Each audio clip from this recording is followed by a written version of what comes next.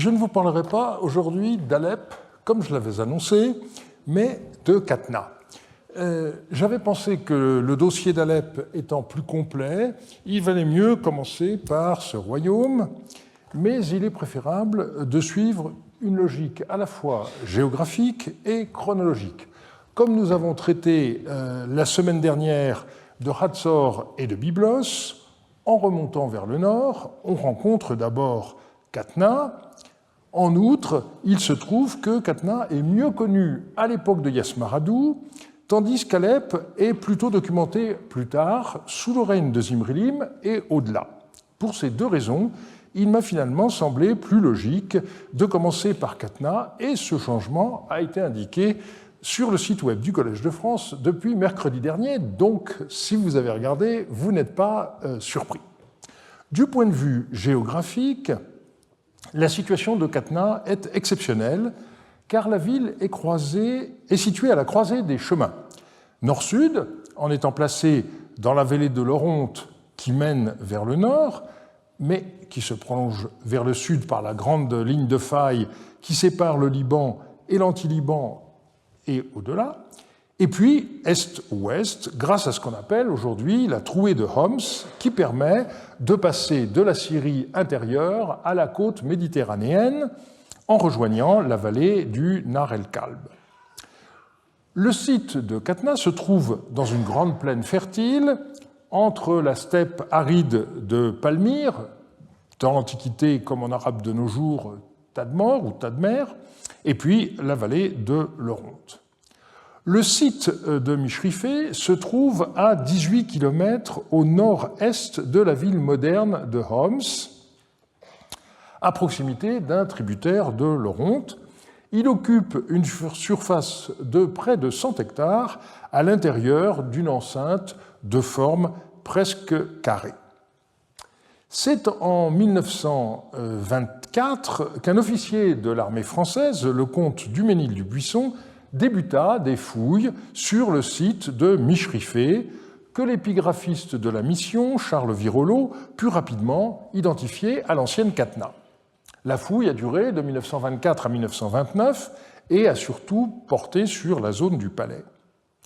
Des tablettes cunéiformes ont été découvertes lors de la deuxième campagne en 1927 et Virolot en rendit compte dès 1928, publiant un article plus complet 2 ans plus tard.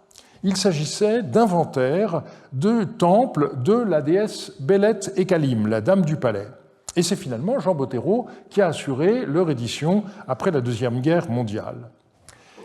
Ces tablettes de Qatna ont eu un double intérêt. D'une part, montrer que dès l'époque paléo-babylonienne, le cunéiforme était écrit dans cette région, située bien à l'ouest de l'Euphrate, une des tablettes avec clairement une graphie paléo-babylonienne, alors que les autres étaient un peu plus tardives, datant de la deuxième moitié du deuxième millénaire.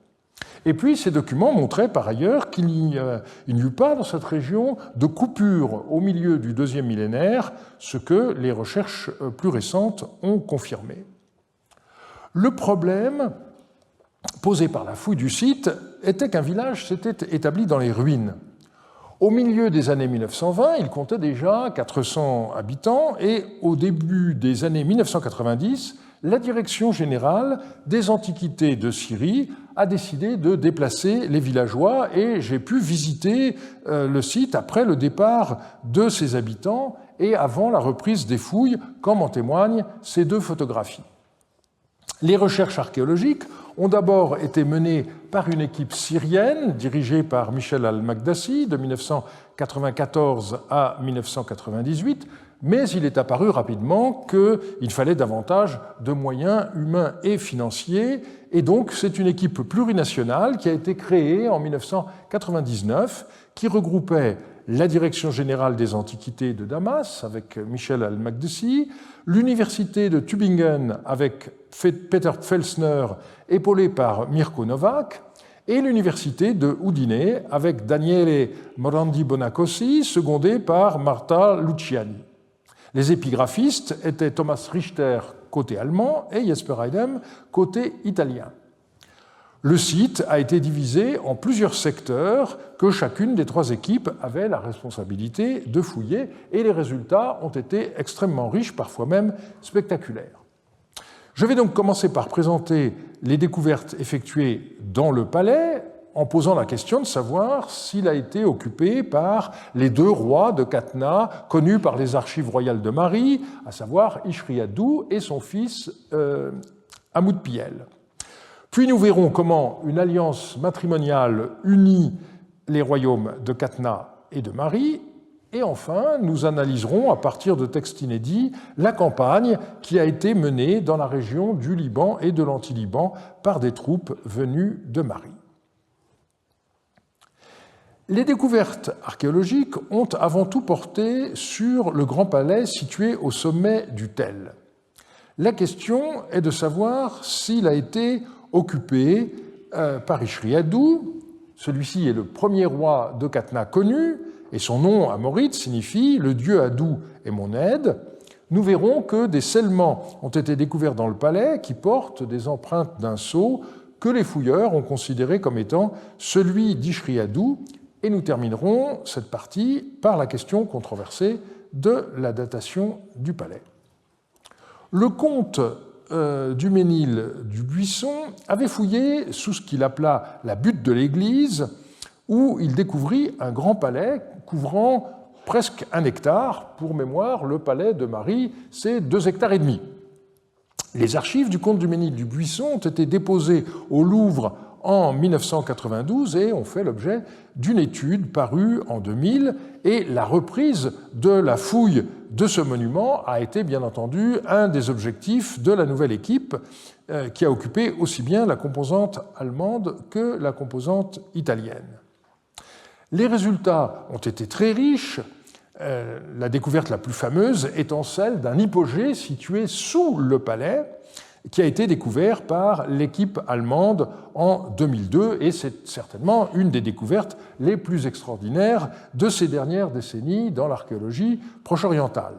Vous voyez ici l'entrée de l'hypogée, qui est encore plus spectaculaire que l'entrée de la tombe de Toutankhamon. Et puis, voici quelques vues de ce que les fouilleurs ont découvert à l'intérieur, et quelques-uns des plus beaux objets qui ont ainsi pu être exhumés. C'était moins riche que Toutankhamon, pour être honnête, mais malgré tout à fait spectaculaire. Et cela a donné lieu, bien entendu, à des colloques, à des expositions, dont celle de Stuttgart en 2009, et aussi à de très nombreuses publications. Et il faut saluer ici le sérieux des fouilleurs qui n'ont pas tardé à mettre à la disposition de tous ce qu'ils avaient découvert. D'abord dans un volume regroupant le travail des trois équipes, et ensuite dans 2 séries séparées, une italienne et une allemande, et c'est cette dernière qui est la plus fournie, avec la série Qatna Studien et ses suppléments. C'est sûrement l'opération donc la plus spectaculaire qui ait eu lieu en Syrie avant que le pays se ferme à la recherche archéologique à partir de 2011. Pour l'essentiel, les textes qui ont été découverts sont postérieurs à la période qui nous intéresse. Dans le palais, les archives du roi Idanda datent du XIVe siècle, plus précisément de la période qui précède immédiatement l'arrivée des Hittites. Elles comptent environ 70 tablettes, en majorité des documents administratifs, mais aussi 5 lettres. La cinquantaine de textes découverts par la mission syro-italienne datent également pour l'essentiel de l'âge du bronze récent. Et on a également un certain nombre de scellements, dont certains remontent à l'époque paléo-babylonienne. Mais en dépit de la richesse de la fouille, le site de Qatna n'a pour l'instant pratiquement pas donné de texte contemporain des règnes de Yasmaradou et de Zimrili, mais c'est donc de Mari que proviennent la quasi-totalité des textes que nous allons utiliser pour l'enquête d'aujourd'hui. L'année dernière, ceux d'entre vous qui étaient là se rappellent peut-être que nous avons débuté le portrait de Zimrilim en commentant la légende de son saut cylindre. Eh bien, nous devrions pouvoir faire de même avec Ishri-Adou, puisque Daniele Morandi-Bognacosi et Jesper Eidem ont publié en 2006 ce qu'ils ont présenté comme des empreintes du sceau du roi Ishri-Adou. En 2005, dans ce qui s'appelle l'opération H de la mission syro-italienne sur l'Acropole, un lot de 74 scellements a été découvert dans le remplissage d'une tranchée de fondation du Palais Royal.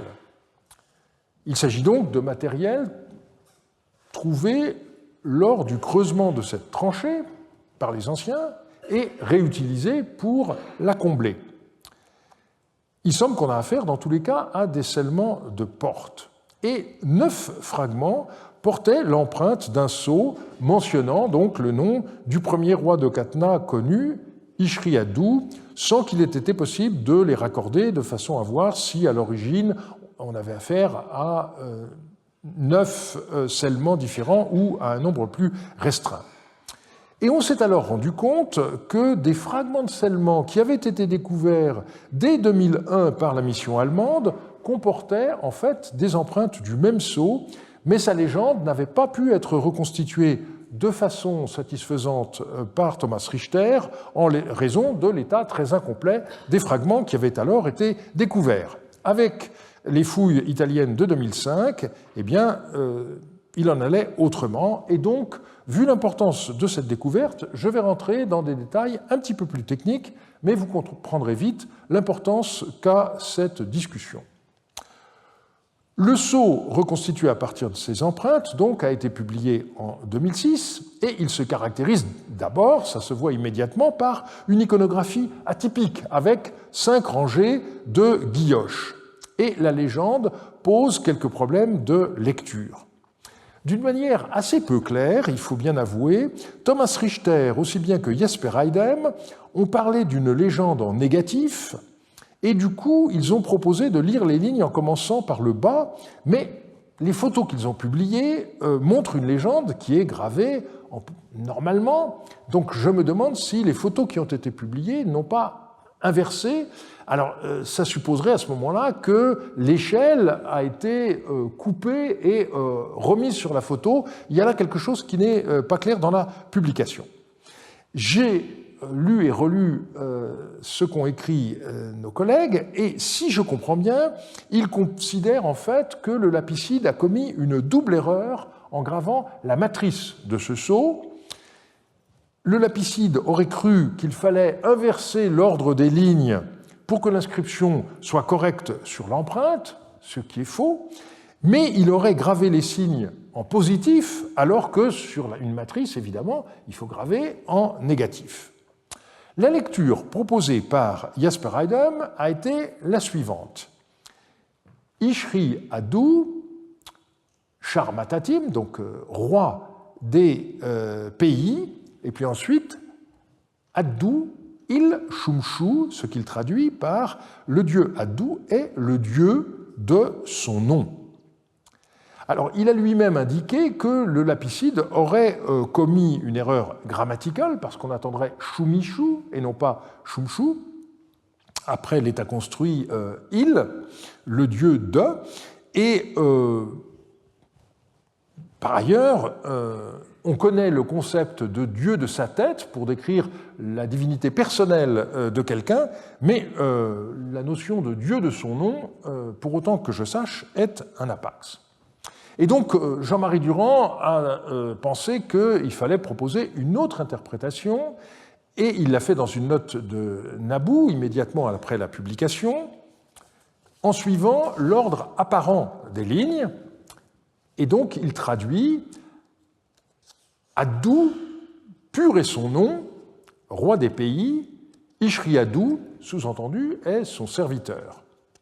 Donc on aurait d'abord une invocation au dieu de l'orage, suivie par une épithète, et ensuite le nom du roi. Et Jean-Marie Durand en a conclu que la divinité principale du royaume de Khatna, qu'on ignorait jusqu'alors, eh bien, c'était le dieu Adou. Mais il faut bien avouer que la légende ainsi lue est encore plus étrange, D'abord, cette espèce de incise, il shumshu, est curieuse, et par ailleurs, on ne connaît pas de sceau où un roi se déclare ainsi implicitement serviteur d'un dieu dont le nom figure en tête de l'inscription, suivi par une épithète. Dans des cas de ce genre, on a intérêt à chercher les solutions les plus simples possibles. Et c'est ce qu'a fait Jack Sasson dans une troisième tentative de lecture et d'interprétation du texte, en proposant qu'il s'agisse du sceau d'un serviteur d'Ishriadou. Et son argumentation partait de ce constat qu'on n'attend pas l'empreinte du sceau royal sur une simple porte. Pour lui, on aurait une légende classique, le nom du roi, suivi par une épithète, et ensuite le nom du propriétaire du sceau en troisième ligne. Et Jack Sasson, suivant la lecture matérielle de Jesper Eidem, proposait de comprendre que la ligne 3, eh bien, c'était le nom de l'individu. Donc là, ici, j'ai oublié de mettre un tiret, hein, et donc c'est Addu il. Donc l'ensemble, ça donne Ishriadou, roi des pays, Addu il est son nom, c'est-à-dire le nom du serviteur. Alors, Jack Sasson était obligé d'admettre que la graphie d'Ingir Ishkur il pour noter le nom Addu ili était un apax. Le nom est connu, mais c'est écrit généralement d'Ingir Ishkur et puis ensuite avec l'idéogramme d'Ingir, ou bien écrit I3 Li2, Addu ili. Donc il y a un premier problème, mais il y a un deuxième problème, c'est ces deux signes shumshu derrière le nom du propriétaire du sceau. Shumshu, on le trouve par exemple dans les ventes d'esclaves, après le nom de l'esclave, souvent d'ailleurs sous la forme d'un idéogramme, muni'im, et puis on le trouve aussi dans des lettres pour désigner un individu, par exemple dans cette lettre dite Tourasdou, à présent un homme nommé Itsinabu, Yamut Balea, etc. Et donc vous avez Itsinabu Shumshu. Mais il s'agit d'une lettre, il ne s'agit pas de la légende d'un sceau. Et puis surtout, à cet endroit-là, dans les sceaux des serviteurs de rois, on attend l'expression Warasu, son serviteur, et pas du tout Shumshu.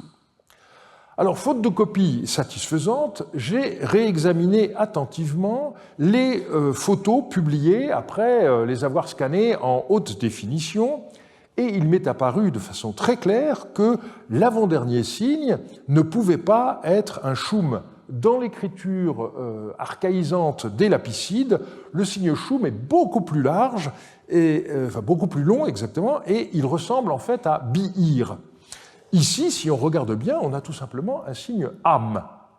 Alors, j'ai remonté et j'ai regardé le signe qui précède, qui ne ressemble pas du tout à un signe il, et quand on le regarde bien, ça ressemble à un signe ra. Et donc, on aurait une séquence ra-am. Et du coup, la ligne devient dingirishkur i ra-am-shu.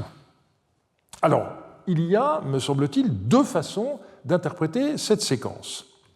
On peut d'abord la comprendre comme signifiant Addu Iramshu, le dieu Addu l'aime. Et donc la légende serait en effet celle du roi Ishriadou, Ishriadou, roi des pays, le dieu Addu l'aime. Mais le problème est que cette troisième ligne, elle est sans parallèle. On connaît en effet de très nombreux sceaux royaux qui viennent cette fois d'Alep, qui sont tous construits de la même manière, avec le nom du roi, le nom de son père, le titre de roi du Yamrad, qui est le nom du royaume d'Alep, et ça se termine par Naram Dingirishkur, ou Dingir-im, peu importe, c'est le même signe, donc avec l'adjectif bien-aimé du dieu Addu, mais pas avec une forme verbale. Donc, c'est bien gênant. Alors, on peut à ce moment-là penser à une deuxième solution, puisque, comme je vous l'ai déjà indiqué, quand on a sur un sceau le nom d'un roi suivi par une épithète, la troisième ligne est celle du serviteur du roi, lequel est le propriétaire du sceau, et son nom est suivi très souvent par la mention Ir-3 sous 2, ou Arassou son serviteur, mais pas toujours. Et ici, je vous donne l'exemple du sceau de Sammétar. Vous avez Zimrilim, roi fort, Sammétar, fils de Laoum, et il n'y a pas écrit son serviteur. Et du coup, on pourrait comprendre Ishriadou, roi des pays, et puis on aurait simplement Addou Iramchou, sous-entendu, et son serviteur, et Addou Iramchou serait le nom du serviteur du roi. Le problème, parce qu'il y a aussi un problème avec cette solution, c'est que le nom Addou Iramchou n'est pas encore attesté. Mais il s'inscrit très bien dans ce qu'on connaît de l'onomastique aulique, où les prénoms renvoient au souverain et pas au porteur du nom. Donc quelqu'un qui s'appelle Addou Iramchou, ça veut dire le dieu Addou aime le roi dont je suis le serviteur. Autrement dit, on a un dilemme. Dans les deux cas, on a une étrangeté parce que l'épithète Sharmatatim, roi des pays, n'est pas encore attestée pour un roi à cette époque-là, mais ça, il faut bien qu'il y ait des nouveautés. Et à partir de là, donc, dans les deux cas, on a une bizarrerie supplémentaire. La phrase Addou l'aime dans la solution numéro 1, et puis l'existence d'un nouveau nom propre, Addou Iramchou, dans le cas de la solution numéro 2. Alors comment est-ce qu'on peut trancher? Eh bien, je pense qu'on peut invoquer deux arguments. D'abord, l'iconographie. En 2016, Adélaïde Otto a consacré une étude à l'élément décoratif qu'est la guilloche. Et elle a commencé son article aux guilloches de ce sceau de Catna avec comme raisonnement, eh bien, si un sceau royal possède un tel motif, c'est que ce motif est quelque chose de central. À vrai dire, l'argument peut être retourné très facilement. On pourrait dire, au contraire, qu'il est très étrange, vu ce qu'on sait par ailleurs de l'iconographie des sceaux royaux de cette époque, qu'un sceau orné simplement de 5 rangées de guilloches ait pu être un sceau royal.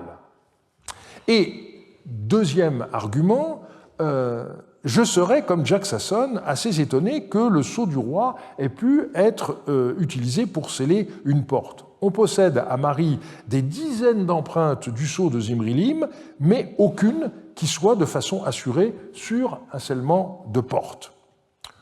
Donc, je dirais que l'iconographie, comme le support des empreintes de Catna, me conduisent à conclure qu'il s'agit plutôt du sceau d'un serviteur d'Ishriadou nommé Addou Iramchou, et donc le sceau du roi Ishriadou reste à découvrir. Alors, un dernier mot sur ces fragments de scellement. Avec quelques autres éléments qui remontent au bronze moyen, ils ont été l'enjeu d'un débat sur la datation du palais royal de Catna. Il y a eu deux positions, celle des Allemands, considérant que le palais remontait bien au XVIIIe siècle et avait continué à être utilisé sans hiatus jusqu'à ce qu'il soit finalement brûlé au XIVe siècle. C'est la position qu'a notamment défendue Mirko Novak. Et puis la position des Syriens et des Italiens a été différente. Michel Al-Magdassi a souligné qu'un bâtiment en briques crues, c'était difficile d'imaginer qu'il ait une durée de vie de plus de 5 siècles. Et de son côté, Daniele Morandi Bonacossi considère que le palais qui a été fouillé ne peut pas avoir été la résidence d'Ishriadou et de son fils Hamoud-Piyel parce que tous les éléments contemporains des archives royales de Marie ont été retrouvés dans des contextes secondaires et sont donc des éléments anciens mis au rebut. Et les statues qui ont été découvertes à l'entrée de l'hypogée ressemblent beaucoup à la tête qui a été découverte au niveau 7 d'Al-Alar, donc après la destruction du palais de Marie. Et donc, pour Morandi Bonacossi, le palais ne peut remonter qu'à l'extrême fin du bronze moyen et plutôt à la transition bronze moyen, bronze récent. Alors la question qui se pose dans ce cas, c'est de savoir où se trouvait le palais occupé par Ishriadou et son fils Hamoud-Piyel, les contemporains des archives de Marie, certainement pas sous le palais royal, puisque les sondages ont montré qu'il était impossible qu'il y ait un palais en dessous. Les Italiens ont bien découvert un palais oriental sur le site, mais il est quand même trop petit pour être considéré comme le grand palais royal de cette époque-là. Ce sera donc, à la suite des fouilles, de résoudre cette énigme. En attendant, donc, on n'a retrouvé à Qatna ni le sceau du roi Ishriadou, ni le palais où il a vécu. Alors, vous êtes peut-être un peu déçus par cette conclusion, mais rassurez-vous, on a quand même les moyens de dresser un portrait d'Ishriadou grâce au fait qu'il est devenu le beau-père du roi de Marie, Yasmaradou. Et de ce fait, on a retrouvé à Marie des éléments de sa correspondance. 6 lettres qu'il a adressées à Yasmaradou, une qu'il a adressée à Ishmedagan, et puis, par ailleurs, on a 2 lettres de Yasmaradou à Ishriadou qui peuvent être soit des brouillons, soit des copies, soit éventuellement des lettres qui n'ont pas été envoyées. Et puis, par ailleurs, il est question assez souvent d'Ishriadou dans des lettres adressées à Yasmaradou par son père Samsiadou, mais aussi par ses généraux. Nous le verrons dans la 3e partie. Alors on ignore encore de quelle manière et à partir de quelle date exactement ont commencé les relations politiques entre le royaume de Haute-Mésopotamie et celui de Qatna, mais lorsque débute notre documentation sur ce sujet, on est dans la 2e moitié de l'éponymie d'Ikoupiya, c'est-à-dire au printemps 1782, et on voit qu'à ce moment-là, Samsiadou et Ishriadou ont décidé de renforcer leur alliance par un mariage. Le roi de Qatna a donné sa fille comme épouse à Yasmaradou, le fils de Samsiadou. Et là, on a un premier point à évoquer, c'est ce qui concerne le nom que portait cette princesse. Dans les sources, elle est presque toujours désignée comme Beltoum, un mot qui signifie dame, reine, mais il peut aussi s'agir d'un nom propre, comme je l'ai fait remarquer dans une note en 1987. Et par la suite, Jean-Marie Durand a proposé d'identifier cette princesse à la reine connue à l'époque de Zimrilim, sous le nom de Dame Khouratsi. Jack Sasson n'a pas été convaincu, mais ce débat n'a d'importance que pour le début du règne de Zimrilim, donc je n'en parle pas davantage. On connaît le détail des négociations qui ont été menées avant la conclusion du mariage, ainsi que le montant du présent Terhatoum, qui a été fait par Samsiadou et son fils au père de la fiancée, selon la coutume de l'époque, et je renvoie pour tout cela aux travaux de Jean-Marie Durand. Nous savons que la Terhatoum a été apportée à Qatna par Sinidinam, qui était le secrétaire de Yasmaradou, ainsi que par le chef chantre Ibi Ilabrat.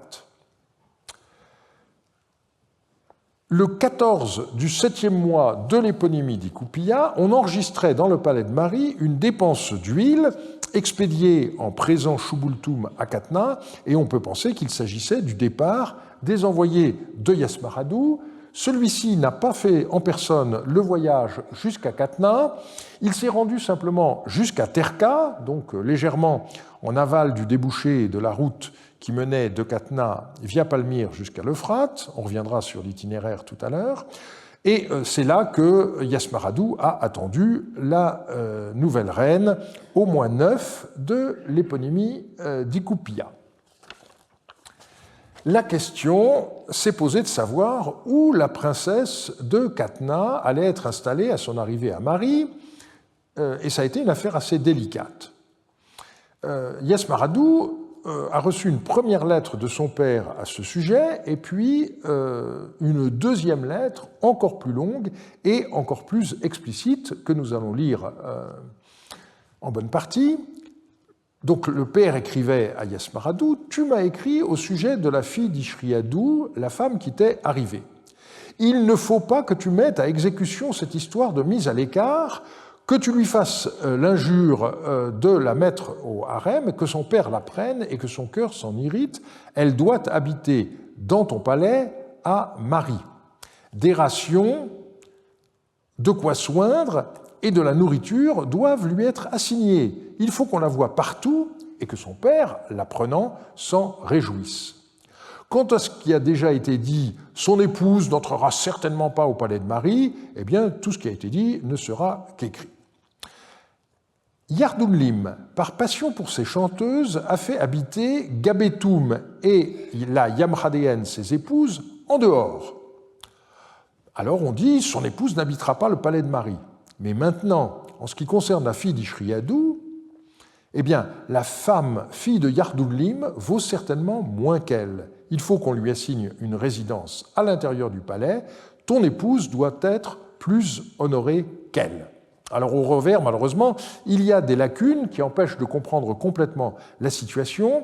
En tout cas, on retire de ces deux lettres des informations essentielles. Premièrement, Yasmaradou avait déjà une épouse avant son mariage avec la princesse de Katna. Ça ne nous étonne pas, puisque nous savons que les rois pouvaient avoir plusieurs épouses. Et Samsiadou interdit à son fils d'agir comme Yardounlim l'avait fait à l'époque où il occupait le trône de Marie. Il n'est pas question que la princesse de Katna habite à l'extérieur du palais, tandis que Yasmaradou y resterait avec sa première épouse. Et pourtant, on a découvert au chantier A, dans le petit palais oriental, en 1984, un fragment qui ne paye pas de mine, mais qui est très important parce qu'on y voit des dépenses de pain et de farine pour diverses occurrences, dont le repas de la reine, Naptan Beltim. Et le lieu et la date de découverte, c'est le 17 du mois 11 de l'éponymie d'Ikupia. Donc on a bien l'impression que, en effet, tout de suite après l'arrivée de la princesse de Katna, elle a été installée dans le palais oriental, et c'est parce qu'il a appris ça que Samsiadou, furieux, a écrit une nouvelle fois à son fils en lui disant « Mais ça n'est pas possible, il faut qu'elle soit dans le grand palais avec toi ». Finalement, donc, la princesse de Katna a été installée dans le palais, mais manifestement, elle ne s'y est pas sentie à l'aise. C'est ce que montre une lettre d'Utsurawassu, que j'ai publiée il y a bien longtemps, que j'ai déjà citée, mais je ne résiste pas à vous citer à nouveau ce que je considère comme un des joyaux du corpus Mariotte. Donc c'est une lettre qui a été écrite par l'intendant du palais de Marie, Utsurawassu, à Yasmaradou, qui était à ce moment-là en campagne militaire. Autre chose, il n'y a pas dans le palais de vieilles femmes de premier rang qui puissent se tenir au service personnel de la reine, lui disent ou lui fassent dire là où une chose convient. Présentement, s'il y a 4 ou 5 vieilles femmes auprès de Mubalsaga qui connaissent les usages du palais et qui conviennent pour se tenir au service personnel de la reine, que Monseigneur les envoie pour qu'elles se tiennent au service personnel de la reine et qu'en outre, elle lui conseille là où une chose convient et la gouverne. Alors, moi, je ne peux pas lire ça sans repenser à Alice Sapritch dans un film célèbre. Je pense qu'une bonne partie d'entre vous revoit ça. Une reine ne doit pas faire ceci, une reine ne doit pas faire cela. Voilà, je ferme la parenthèse. Et Utsurawassu continue d'une façon qui, là, est pour nous beaucoup plus étonnante. La nourrice de la reine qui est venue de Katna. Ça, c'était une coutume à l'époque, quand une princesse était donnée en mariage à un roi étranger, elle venait avec sa nourrice. Eh bien, la nourrice de la reine qui est venue de Katna, vu que depuis que la reine est petite, cette femme l'a éduquée et qu'elle connaît ses habitudes, sans doute aurait-il fallu la mettre à l'écart lors du départ de la reine depuis Katna. Or, on nous l'a envoyée à Marie avec la reine, mais elle ne connaît rien des usages du palais de Marie. À cause de cette femme peu sûre qui se tient au service personnel de ma reine, à l'heure de la sieste, lorsque les verrous du palais sont fermés, elle, c'est-à-dire la reine, lui a fait sortir les chanteuses vers la chapelle d'Ishtar pour une cérémonie Shurarum. Et dans la cour du Bit Birmi, le bâtiment aux peintures, une insolation l'a frappée. Elle est malade depuis ce jour-là. À présent que le cœur de Monseigneur ne s'inquiète nullement, sa maladie a diminué de gravité, je laisserai passer 4 jours après ma présente lettre et j'enverrai à Monseigneur de bonnes nouvelles. Donc vous voyez que Utsurawasu avait la responsabilité du palais en l'absence du roi, parti pour une campagne militaire, et il voulait absolument dégager sa responsabilité dans la maladie de la jeune reine. Alors, de fait, dans l'été, il est imprudent de rester au soleil à l'heure de la sieste, et le climat de Mari n'est pas le même que celui de Catna. Et ici, on peut prendre en compte la disposition des lieux. Donc, nous savons que le quartier des femmes est situé ici dans le palais, et la cour du bâtiment aux peintures, c'est la grande cour 131. Le bâtiment aux peintures, c'est la salle 132, c'est-à-dire la chapelle de la déesse Ishtar, dont on a retrouvé les peintures. Je donne ici la reconstitution traditionnelle. Une reconstitution plus élaborée a été proposée récemment dans le cadre de l'exposition de Marimont. Et donc, l'incident a eu lieu dans cette cour. Les verrous étant mis au palais, les femmes pouvaient avoir accès à cette cour sans risquer d'être vues par des hommes venus de l'extérieur. Et vous pouvez être rassurés sur le sort de la jeune et imprudente reine. Une lettre postérieure a bien annoncé à Yasmaradou son rétablissement. Et puis, parmi donc, les échanges qui ont existé entre les rois, il n'y avait pas simplement ce que les anthropologues appellent des échanges de femmes.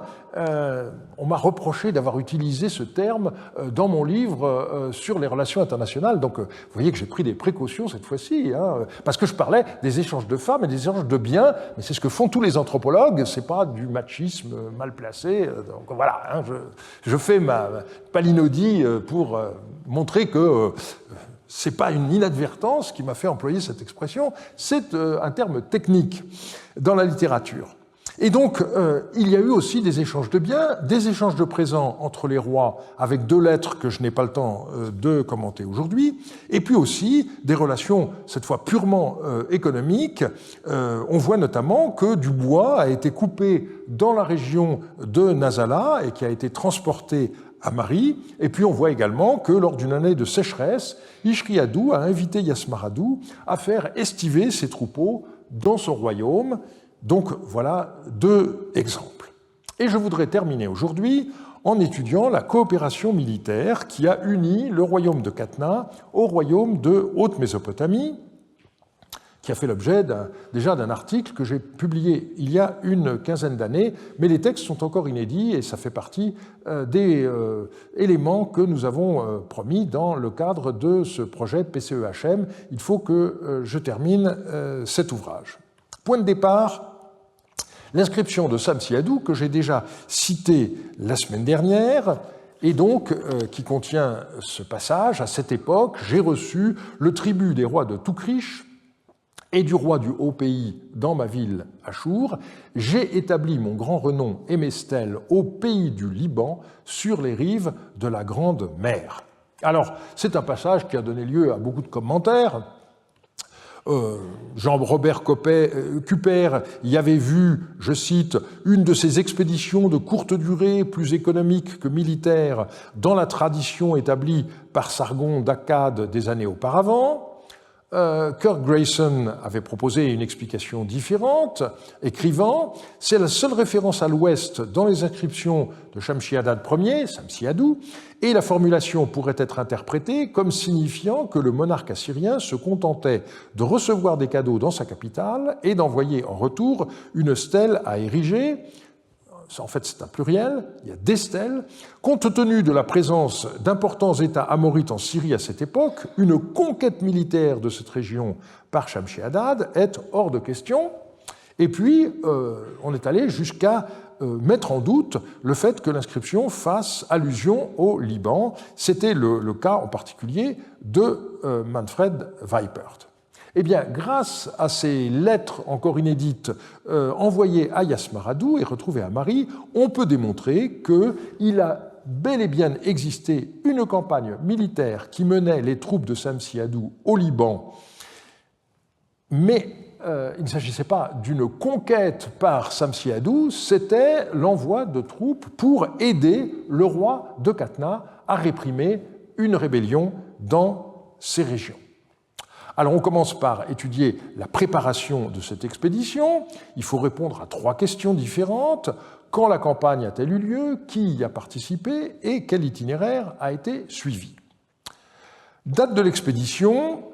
Nous savons qu'Ishriadou était en mauvais termes avec son voisin du nord, le roi d'Alep, Soumou Epour, et c'est certainement pour ça qu'il a conclu une alliance avec Samsiadou, qui a été, nous l'avons vu, confortée par un mariage diplomatique. Et dans une lettre adressée à son gendre, ARM 251, Ishriadou s'est plaint que les troupes qu'il avait réclamées depuis longtemps ne lui aient pas encore été envoyées et il demandait à Yasmaradou de venir avec ses troupes et d'emmener sa fille avec lui. Et donc on a vu que le mariage a eu lieu au milieu de l'éponymie d'Ikoupia, donc on a ici un terminus pour situer la campagne, et on peut être encore plus précis parce que dans la lettre ARM 169, eh bien, Samsiadou informe Yasmaradou que son frère Ishmedagan a remporté une grande bataille dans la région située à l'est du Tigre contre le pays d'Ahazoum. Et cette victoire, eh bien, nous savons qu'elle a eu lieu à la fin de l'éponymie d'Askoudoum en 1781, et cette lettre s'achève par ce passage qui est bien connu. Samsiadou écrit à son jeune fils « Quand ton frère ici remporte des batailles, toi tu restes couché parmi tes femmes. Maintenant, quand tu iras à Qatna, sois un vrai homme. Comme ton frère s'est fait un nom, fais-toi un nom. » Alors, désolé, c'est du masculinisme de la pire espèce, mais c'est une source historique, hein, c'est pas moi qui ai écrit ça, c'est Samsiadou. Et en plus, j'ai déjà eu l'occasion de le dire, donnant le frère aîné en exemple au cadet, c'est exactement ce que les psychologues aujourd'hui recommandent aux parents de ne jamais faire, mais c'est comme ça. Pour nous, ce qui est important, c'est de voir donc que cette campagne de Qatna, elle a eu lieu sans doute à partir de l'éponymie d'Askoudoum, mais pas avant. Et apparemment, donc, nous voyons qu'Ishriadou et Samsiadou étaient tous les deux d'accord sur la nécessité que Yasmaradou participe en personne à cette campagne. Et dans la lettre ARM 142, Samsiadou décrit la composition de l'armée qui doit se rendre à Qatna avec Yasmaradou. Et si on fait le total de tous ces hommes, eh bien, on arrive à pas moins de 21 000 hommes, donc c'est une armée absolument considérable. Mais, il faut insister là-dessus, ce genre de lettres, ce sont des prévisions, ce sont des ordres. Ça ne décrit pas forcément ce qui s'est passé. Quelle route cette armée devait-elle suivre? Eh bien, il y avait le problème de la traversée du désert, et donc ça posait le problème de l'approvisionnement en eau. Comme nous l'écrit Samsiadou dans une autre lettre, y aura-t-il suffisamment d'eau pour les troupes? Les troupes qui vont se déplacer sont nombreuses. 20 000 personnes vont se déplacer avec des ânes. Y aura-t-il suffisamment d'eau? Si avant de partir, vous n'êtes pas sûr de la quantité d'eau disponible, vous ne devez pas partir. Comme les Ouprapous, c'est une tribu yaminite, ont une bonne expérience de ces routes, envoyez-en quelques-uns afin qu'ils s'informent de la quantité d'eau disponible. Donc on va envoyer des éclaireurs habitués à parcourir cette steppe et qui vont regarder puits après puits si ça suffira pour faire passer autant de monde.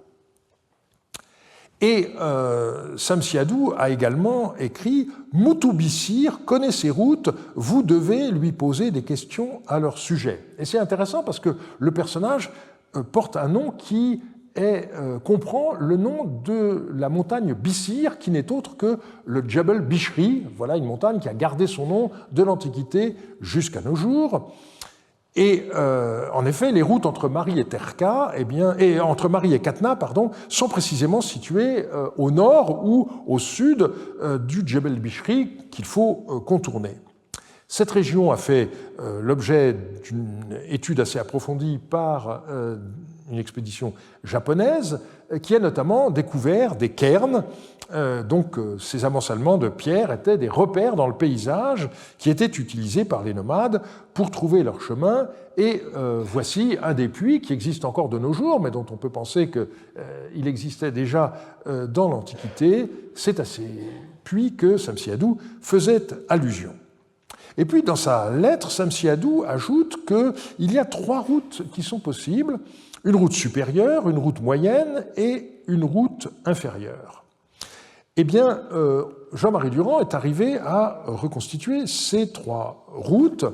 La route supérieure, elle commence à Abattoum, donc entre Meskéné et Mar, et la ville actuelle de Raqqa, donc Toutoul étant le site le plus proche. Et donc, on peut supposer qu'il s'agit de la route qui mène à Rassafa.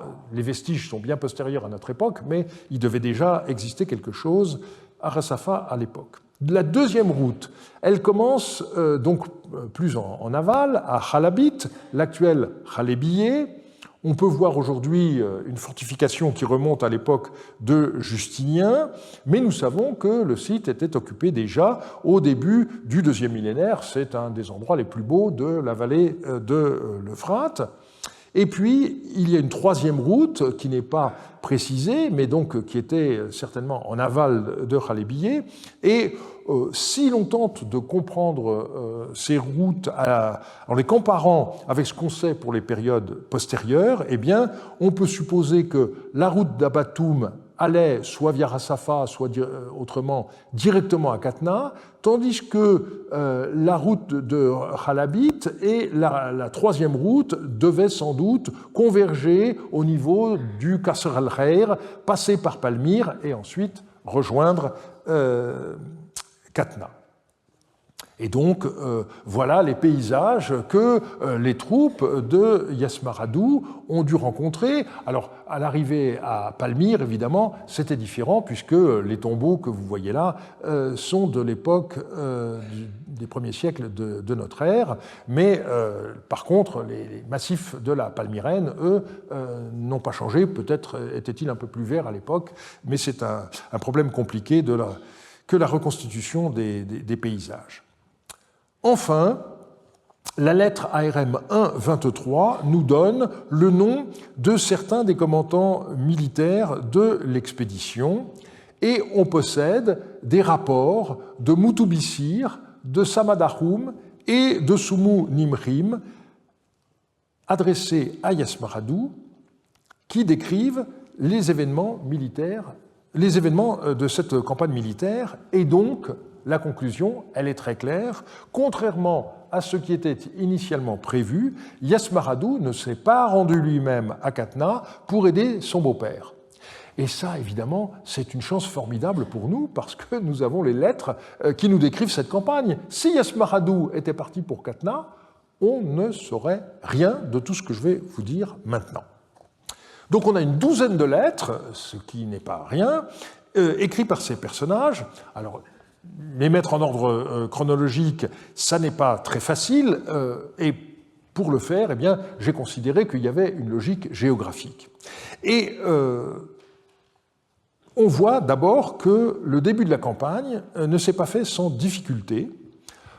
Au départ, en effet, les troupes avaient été envoyées pour aider Ishriadou dans son conflit avec Souempour, le roi d'Alep. Mais on ne pouvait pas commencer une campagne militaire sans consulter les dieux, et les troupes envoyées par Samsiadou étaient accompagnées par un devin nommé Zunan, et dans un rapport adressé à Yasmaradou, on peut lire ceci.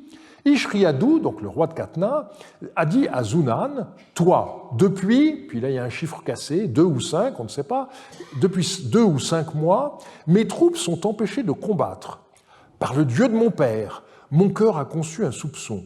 Se pourrait-il que mon frère, c'est-à-dire Samsiadou, vous ait donné pour instruction de ne pas combattre les troupes de Soumu-Eppour? Autrement dit, on a là ici quelque chose de tout à fait extraordinaire, la seule fois, à ma connaissance, où quelqu'un remette en question l'honnêteté d'un devin. Ça n'est pas la technique de la divination en soi qui est remise en cause, mais c'est le fait que le devin puisse manipuler les réponses qu'il obtenait. Et donc l'idée, c'est Samsiadou aurait envoyé des troupes, mais il aurait chargé le devin d'empêcher que ses troupes combattent. C'est en tout cas ce que Ishriadou s'imagine. Et finalement, ce qu'on voit, c'est que l'expédition a pris une direction très différente de ce qui était prévu. Combattre les troupes de Sumwépur, on s'attend à ce que l'expédition parte vers le nord, or, ça n'est pas du tout ce qui s'est passé. Une des premières lettres, et l'une des plus intéressantes, donc M5423, eh bien, dans cette lettre, on nous dit que le roi de Katna prend du sésame et de la nourriture dans les greniers d'une ville qui s'appelle Dourishriadou, a priori c'est une ville frontière, qu'il les donne aux troupes de Mari, et la lettre dit ceci, je cite, « Après avoir fourni du sésame et de la nourriture aux troupes, à notre tête, Ishriadou nous a conduits au bord de la mer, mais il n'y avait ni butin ni nourriture, et les troupes ont commencé à avoir faim. Après cela, il nous a fait voyager entre l'Anti-Liban et le Liban, et nous avons assiégé la ville de Tseroum. Nous avons combattu pendant 2 jours, puis la ville s'est rendue, et il a expulsé la garnison et des otages. Du Liban à l'Anti-Liban, de manière inattendue, 4000 hommes ont traversé en force devant nous, et ils ont rançonné la ville de Tsibat. À l'intérieur de cette ville, 100 hommes, et puis malheureusement, la fin est cassée. Alors, si on veut comprendre cet itinéraire, il faut d'abord s'interroger sur ce que signifie l'expression « ina let temtim ». Donc, mot à mot, c'est au bord de la mer, et donc on pense immédiatement à la mer Méditerranée. Mais à ce moment-là, ce serait un peu étrange, parce qu'on va voir que par la suite, la campagne, enfin on vient de voir dans la citation qu'on va entre le Liban et l'Anti-Liban. Donc ça voudrait dire que de Katna, on est allé par la trouée de Homs jusqu'à la Méditerranée, qu'on est revenu, et ensuite qu'on est descendu. La lettre n'a pas l'air du tout de parler de cela. Mais dans d'autres textes de Mari, le mot temtum est utilisé pour désigner non pas la mer, mais un lac. Et donc, évidemment, ici, on pense au lac de Homs.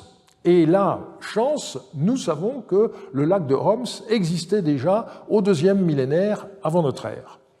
Donc, manifestement, c'est de cela qu'il est question. Et on voit ensuite que Ishriadou se trouve à Kadesh. Un texte dit « Ishriadou nous a confié la mission suivante à Kadesh ».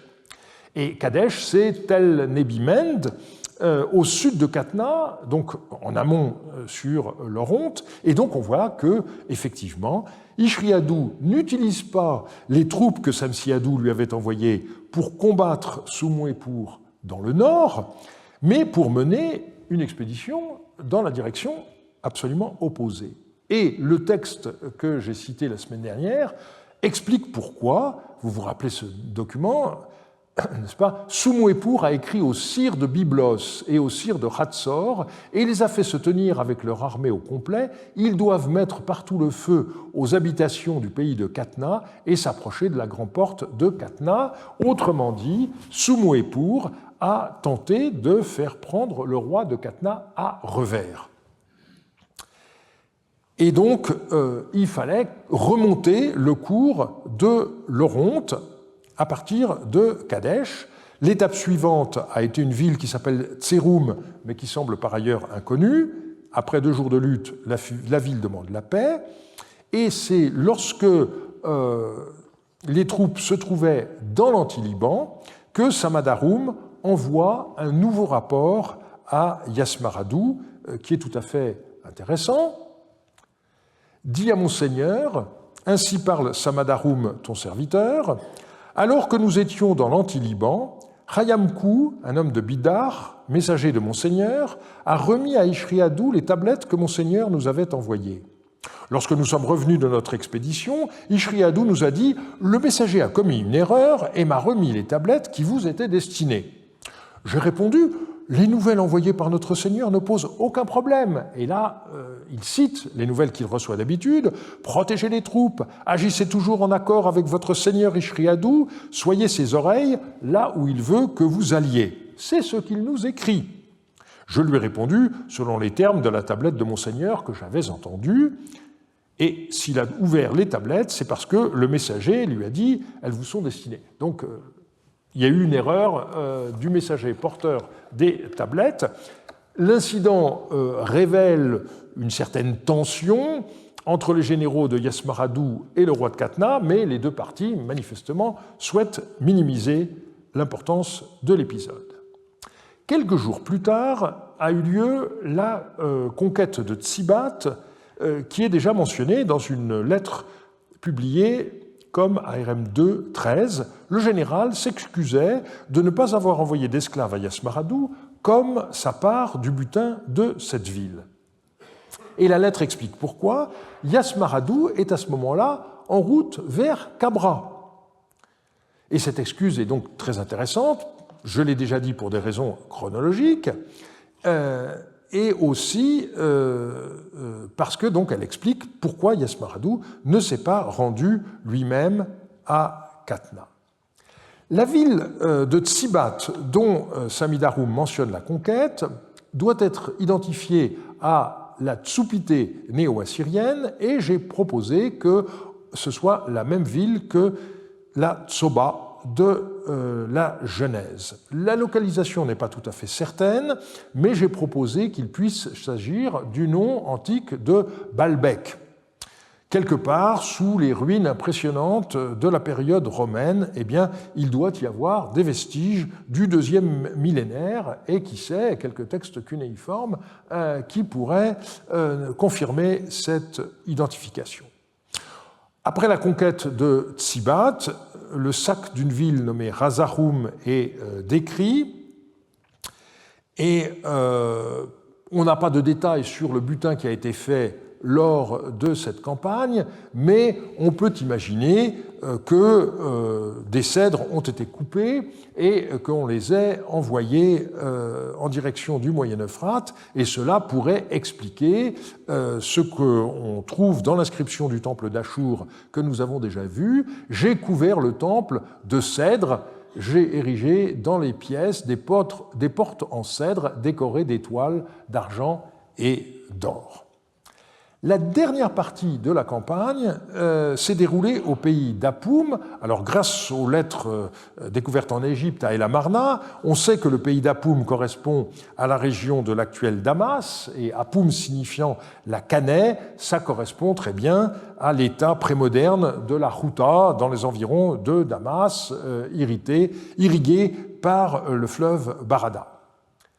Vous savez que, par ailleurs, Apoum était le nom de la région autour de Shubat-Enlil, et c'est un exemple du phénomène que j'ai appelé toponymie en miroir, mais il est certain que ici c'est le pays d'Apoum autour de Damas dont il est question.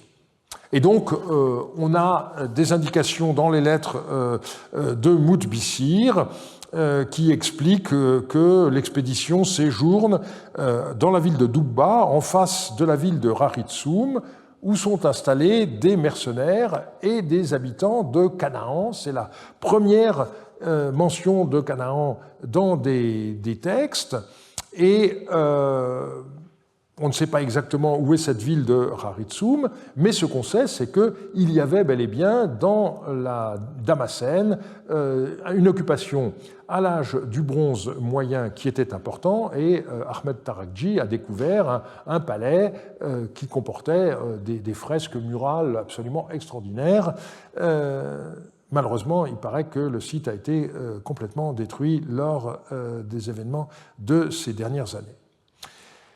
Et dans une autre lettre, Samidaroum raconte également ce qui s'est passé lors du siège d'une autre ville, Finalement, les soldats n'en pouvaient plus de cette campagne. On n'en connaît pas la durée, mais on voit que ça a dû être long. Et on voit que les généraux citent une lettre de Yesmaradu. Ishriadou ne doit pas écouter cette tablette que je t'ai envoyée à son insu. Il ne doit pas écouter les plans secrets de ton seigneur. Et ces plans, c'étaient les plans de retour. Alors, si on tente un bilan, rapidement, on voit d'abord la série extraordinaire de hasards qui se sont produits et qui expliquent pourquoi nous avons autant de documentation sur cette campagne militaire. Premier hasard, le fait que Yesmaradu finalement n'ait pas pris part à cette campagne militaire et donc que les généraux aient dû le tenir au courant. Deuxièmement, le fait que Zimrilim, pour une raison que nous ignorons, n'a pas détruit la correspondance de l'époque de Yesmaradu lorsqu'il s'est installé à Mari en 1775. Et troisièmement, le fait que ces archives n'ont pas été détruites lorsque les Babyloniens ont conquis Mari, mais qu'elles aient été ensevelies sous les ruines du palais. Et l'intérêt de ces lettres, eh bien, c'est de montrer une fois de plus que les inscriptions royales doivent être prises au sérieux. Contrairement à l'opinion développée par Stefano Seminara à la suite de Mario Liverani, nous pouvons étudier les inscriptions royales pas seulement comme un genre littéraire, mais aussi prendre en compte leur contenu. Il faut résister à la tentation de l'hypercritique. Les inscriptions royales ne mentent pas. Elles ne disent pas toute la vérité, mais elles ne disent que la vérité. Donc il y a des distorsions. Samsiadou ne s'est pas rendu personnellement au Liban et sur les côtes méditerranéennes, mais ça c'est une constante de la rhétorique royale. Hein. César, pontem fecit. Mais il a bien fait installer des stèles, on ne les a pas encore retrouvées, mais je ne doute pas que ces stèles aient existé, et donc Weipert avait eu tort de douter que Mat Laban désigne les montagnes du Liban. Et je dirais pour terminer qu'il faut souligner l'extraordinaire ampleur de la politique de Samsiadou. Il séjournait dans la région du Zagros après la conquête de Cabra, mais ses troupes combattaient en même temps à l'autre bout du Proche-Orient, entre le Liban et l'Anti-Liban. On a affaire à une véritable politique mondiale qui allait depuis l'Iran à l'est jusqu'au Liban à l'ouest. Je vous remercie de votre attention et je vous donne rendez-vous l'année prochaine, le lundi 5 janvier 2026.